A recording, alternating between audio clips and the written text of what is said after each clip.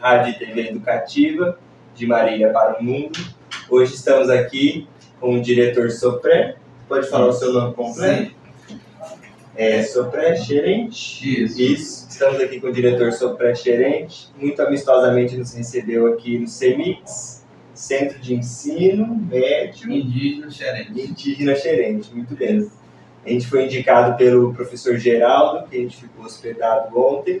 E a ideia aqui é compartilhar todas as experiências da escola, do povoado Xerente, e saber da história de vocês, das pautas, das demandas. A primeira pergunta que eu faço é: quando que surgiu a escola, qual foi o processo histórico dela, e saber sobre você mesmo, como que você chegou à direção da escola. Isso é muito bom, é uma vitória na vida, né? Coisa boa. Pois não, por favor. Bom, a existência do Centro de Ensino Médio Indígena Xerente, o ARAN, né? Isso foi uma reivindicação dos nossos anciãos, né? Que hoje a maioria não está entre nós, então hoje a gente está cuidando, né? Os netos, né? Então isso é uma honra para quem está na frente, com os professores da equipe escolar, certo? Que aqui a gente trabalha com mais de 40 aldeias, né? A gente atende aqui, os alunos vêm, né, das suas aldeias para chegar aqui. Então é um sonho do nosso povo ter um centro de ensino médio, né? Porque nas aldeias só funciona de série inicial de 1º ao 5º ano. Terminando na aldeia, eles vêm para cá, né? Então, e hoje o CEMIX, né, está sendo um local de todos e também praticamente está se tornando um laboratório. Todo mundo quer vir conhecer como é que está, como é que foi a existência. Então, e recentemente, a partir de 2020, né, o CEMIX ARAN se tornou uma escola de tempo integral, né? E esse ano, a existência do Centro de Ensino Médio está completando 18 anos de existência, né? Bom, sobre a parte de ensino aqui, 90% são os professores indígenas, que já tem graduação, já é mestre, é doutor, inclusive a minha formação, né? Recentemente, mês de maio de 2025, eu defendi minha tese de doutorado aqui, né? Que beleza, parabéns. Aqui que eu defendi, né, na área da educação, né? Então o povo xerente, ela está aos poucos avançando, né? Porque assim, hoje a gente precisa, até mesmo quando a gente fala português, é um idioma estrangeiro para nós, porque nós temos o nosso idioma, né? Então é muito difícil falar português, porque quando a gente fala na língua a gente se sinta à vontade, né? Então, mas assim, o meu povo, eu tenho esse orgulho de dizer que nós somos bilíngues, a escola é bilíngue, né? Então isso nos alegra. Então, e a minha trajetória como menino, né, onde eu me tornei homem agora, né? É uma história bem, a minha trajetória bem histórica, né? Até porque quando a gente vai realizar um sonho, a gente cria a história, né? Às vezes alguém cria a nossa história, mas geralmente nós somos responsáveis de criar a nossa própria história, né? Então, em 94 eu morava numa aldeia chamada Aldeia Bela Vista, né? Então, onde meu pai mudou, né? A minha família mudou fez a aldeia chamada Aldeia Varjão, né? Então, ali que eu iniciei a vida de estudante, né, de aluno. Mas só que lá naquela aldeia não tinha parte da comunidade, quando o professor não tinha aquele comprometimento, né, de ensinar. Então, com isso, em 97, meu pai mudou, né, da aldeia Varjão para a aldeia Salto, onde era a minha aldeia atual. Então, eu iniciei como estudante mesmo, dedicado em 97. Certo. Né? De 97 para cá, fui só estudando. E depois eu parei de estudar, né? Eu fiz mestrado na UNB, fiz graduação, né, na UFG, em Goiânia. Show. E agora o doutorado eu fiz aqui na UFT, né? Então agora eu estou servindo, porque geralmente quando a gente sai para estudar, a gente não vai para ficar por lá. Sim. Geralmente a maioria dos jovens sai para estudar fora, mas vai retornar porque a gente se prepara para a gente ajudar a nossa comunidade, nossa escola, né? E nós já temos muitos jovens formados na área diferente, na educação, na saúde, né? Então isso, nós temos advogado, né, que é doutor, então é isso. Legal, muito bom. E em relação a essa questão de voltar, a gente passou pelos assentamentos também do MST e essa realidade da pessoa sair do povoado, da terra dela, estudar e voltar para o povo, para a terra é bastante importante e necessária. E eu estava observando aqui sobre os 6 clãs do povo. Você pode me ajudar a pronunciar, por favor? Acuen Xerente. Você pode me explicar como que funciona essa divisão, como que acontece, por favor? Bom, como a sociedade, né, não indígena tem sua organização social, também nós temos a nossa organização social. Mas, assim, é a partir desse clã que a gente se organiza. Então, aqui está em cima os 3 clãs, dá para ver que é um vertical, horizontal, né? E aqui embaixo está os outro clã também, que são a mesma figura, mesmo desenho, pequeno, maiorzinho um pouco, é bem maior. Certo. Então, quer dizer, é como se fosse um grupo, família, desse de cima, e essa família de baixo é para ajudar um ao outro, né? Então, a partir daqui, nasce a organização social do povo xerente da Cuenca, né? Dentro desses 6 clãs, existem nomes, casamento, funerário, né?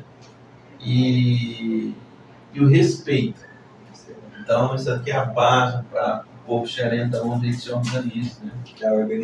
Da organização. Por exemplo, se uma desses clãs falecer, esse de baixo que vai ter que fazer coro, vai ter que dar suporte, dar uma família que só está aí para chorar. Né? E dar o suporte. Quando falecer um desses daqui, esse de cima vai cuidar, vai todo o ritual de... Então, e os nomes também. O nome desse daqui tá os nomes, né, deles, e nós também. Eu faço parte desse clã. Eu sou o Cuzã. Essa é a minha pintura.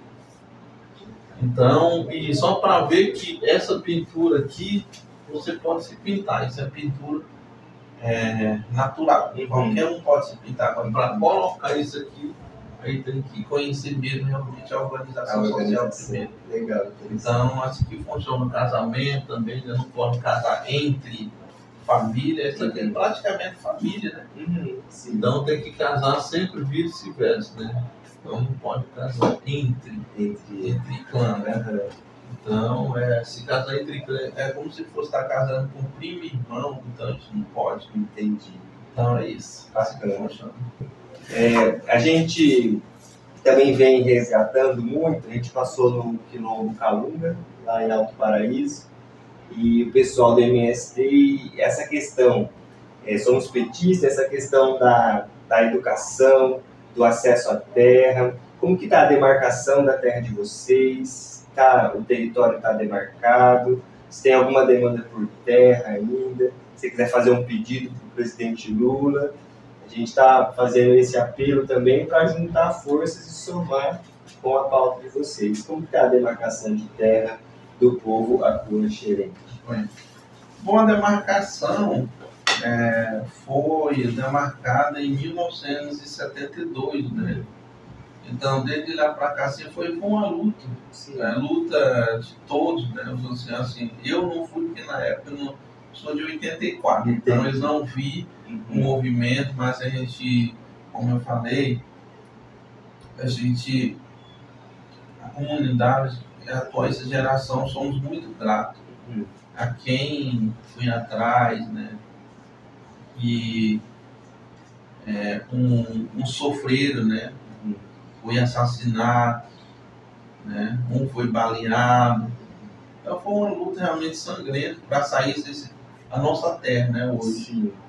Mas, assim, pensando bem que a terra já era nossa. Com certeza. Então, terra, a gente não poderia nem brigar com alguém, né? Não, essa terra aqui é nossa. E o povo xerente, né, conta dos anciãos, né, nosso território começa ali do Maranhão. Maranhão, Tocantins, Goiás. Então, nós tínhamos direito de morar nesses 3 estados à vontade.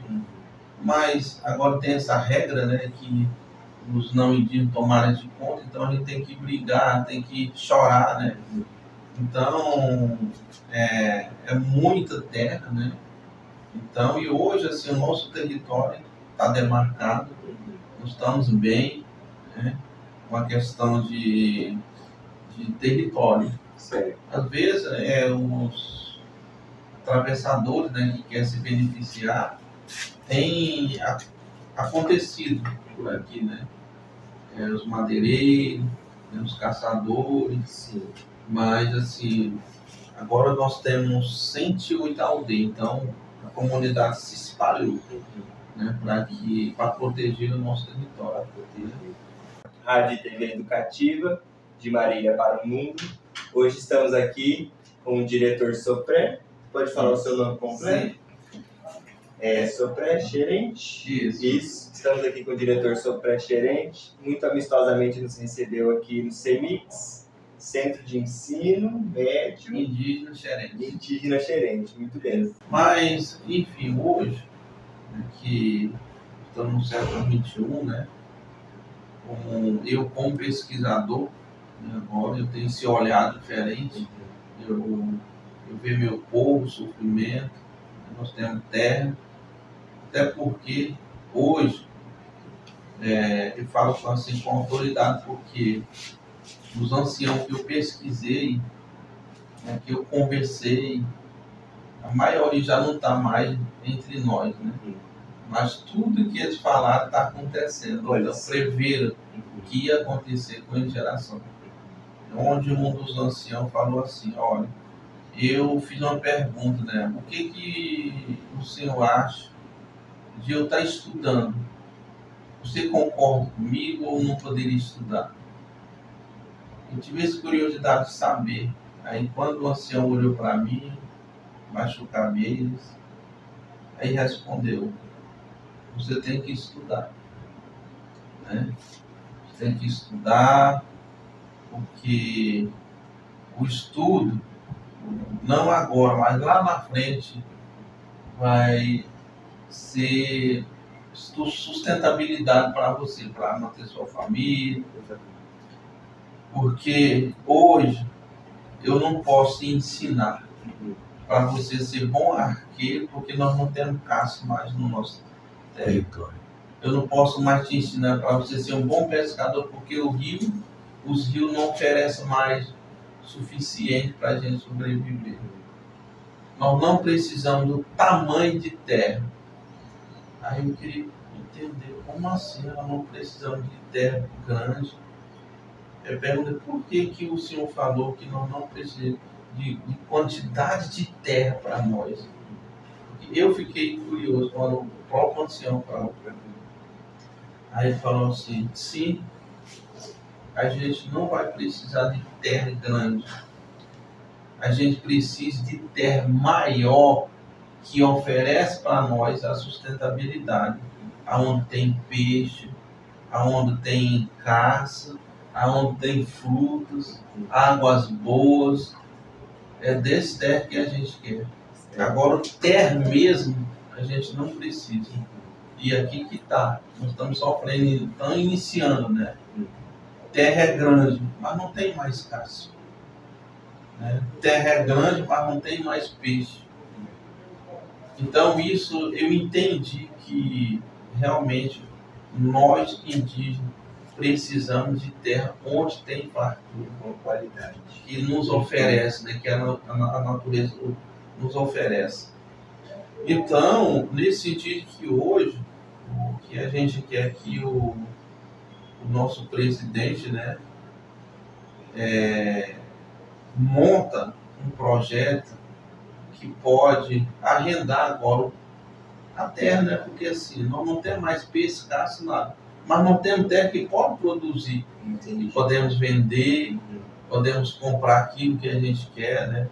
Talvez não é uma opção, porque assim, hoje, a maior parte da área indígena que está sustentando o nosso bioma, né, no Brasil. Verdade.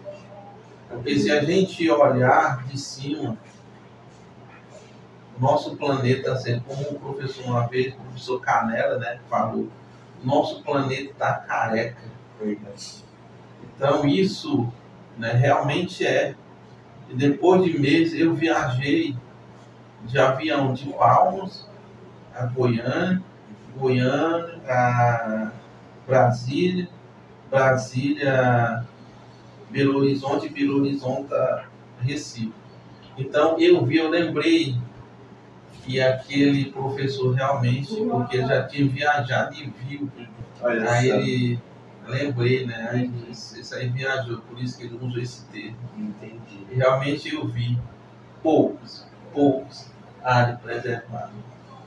Eram uns 80% a área estava desmatada. Então isso, assim, a minha visão hoje, eu penso assim, às vezes é uma opção, mas às vezes não. É bom a gente continuar colocando nossa roça de toco, que a gente chama, né? Para a gente sobreviver como nossos ancestrais, né? Vinham sobrevivendo com isso, assim, plantando mandioca, abóbora, essas coisas.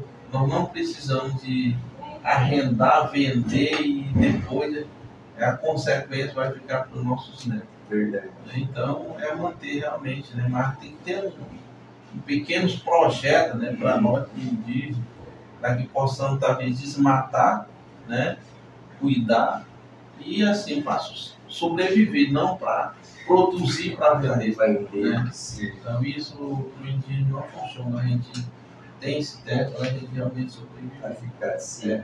A gente lá no interior tem projetos com agrofloresta, que mantém a mata nativa e produz coisas nativas. Tenho certeza que o senhor já conhece, sim, né? sim. Que é uma técnica desenvolvida com a ancestralidade, né? O Ailton Krenak fala que o futuro é ancestral, né? E a gente precisa mesmo aprender com os povos originários brasileiros, povos originários da América Latina, para o mundo não acabar ou a gente continuar conseguindo viver com uma boa qualidade de vida, um bem viver na Terra, né? Acho que a gente pode finalizar por aqui para não tomar muito tempo do senhor, para a gente não tomar muita chuva, né, pastor, na estrada. A gente agradece, então, Rádio TV Educativa, de Marília para o Mundo. A gente agradece ao diretor. E até uma próxima. A gente vai levar as demandas do presidente Lula quando a gente encontrar ele, com fé em Deus a gente vai conseguir, não é mesmo? E é isso. Muito obrigado e até uma próxima.